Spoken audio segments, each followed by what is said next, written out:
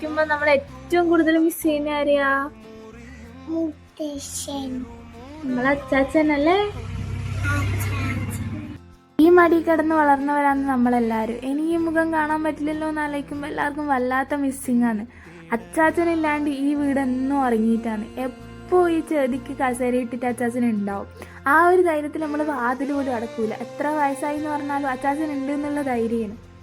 ഇതെല്ലാം ഉണ്ട് അച്ചാച്ചൻ ഉണ്ടാക്കിയ കാര്യങ്ങൾ. അച്ചാച്ചന് ക്രാഫ്റ്റ് വർക്കിലെല്ലാം ഭയങ്കര ഇഷ്ടമായിരുന്നു. എല്ലാം മൈന്യൂട്ട് കാര്യങ്ങൾ പോലും ശ്രദ്ധിച്ച് അത്രയ്ക്കും ഇതായിട്ട് അച്ചാച്ചൻ ചെയ്യും.